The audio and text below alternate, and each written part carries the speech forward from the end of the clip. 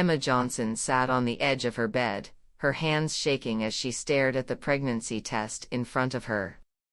The two bold lines blurred before her eyes, but there was no denying what they meant: pregnant. A wave of dizziness hit her, and for a brief moment, she forgot to breathe. Her chest tightened, and a lump formed in her throat. This couldn't be real. Not for her. Her mind raced, struggling to grasp the reality unfolding before her. She was only 17, a student with dreams of leaving Nairobi for university, eager to chase a bright future.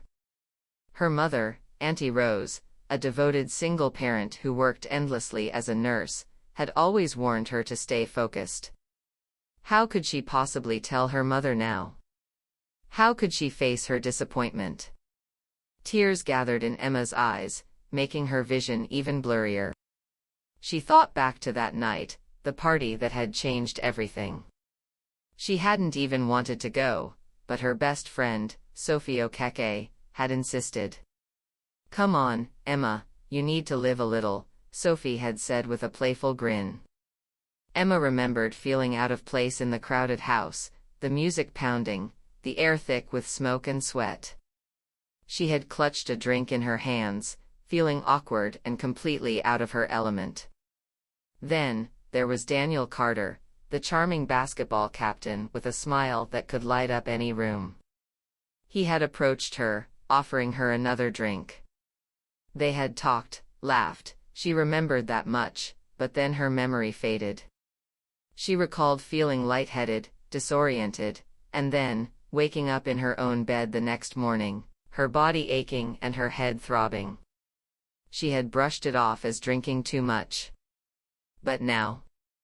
Emma hugged her knees to her chest, rocking slightly as panic took hold of her. She felt utterly alone, trapped in a nightmare with no escape. She couldn't keep this to herself any longer. She needed answers.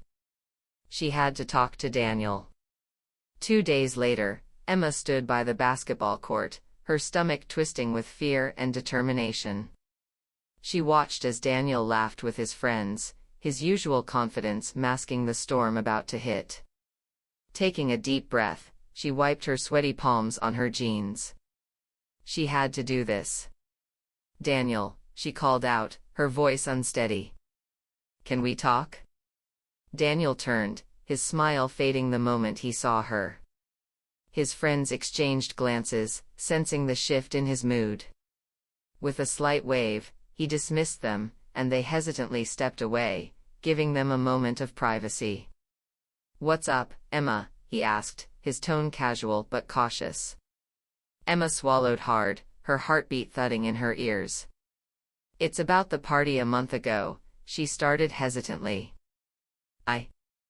I just found out I'm pregnant, and I think you might be the father." For a moment, time seemed to freeze. The playful spark in Daniel's eyes disappeared, replaced by something cold, almost fearful. "What are you talking about?" he hissed, his voice dropping to a sharp whisper. "You think I'm the father? Are you insane?" Emma's eyes widened, and she instinctively took a step back.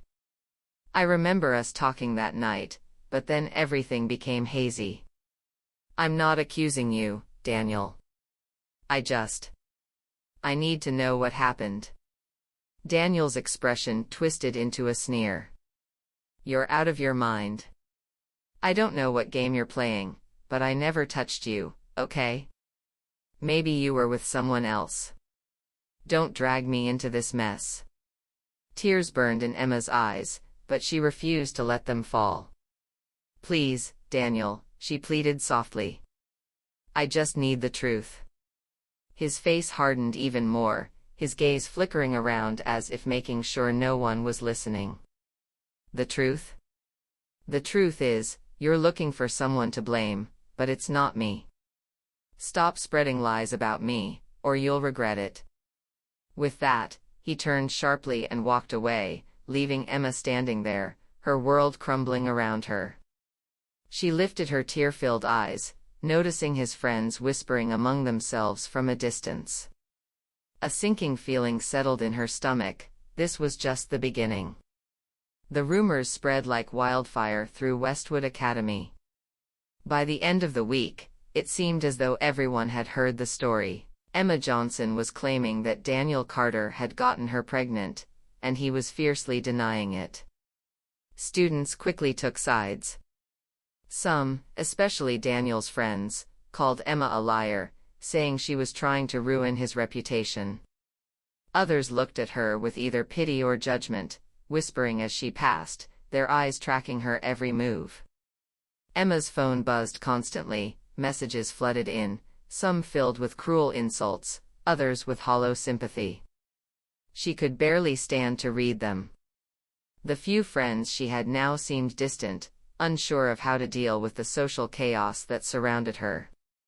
One day, Emma found a note in her locker, scrawled in harsh, jagged handwriting, "Shut up, or you'll wish you had." Emma's hands trembled as she read it.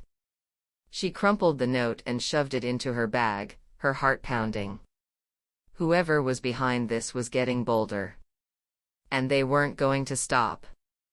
Determined, she turned to Sophie and their tech-savvy friend, Ryan Kamani. Together, they searched for answers, going through party photos and videos. They found a video showing Daniel, Chris and George, and Mike Bello watching Emma closely as she sat slumped on a couch, looking dazed. "Look at Mike," Sophie pointed out.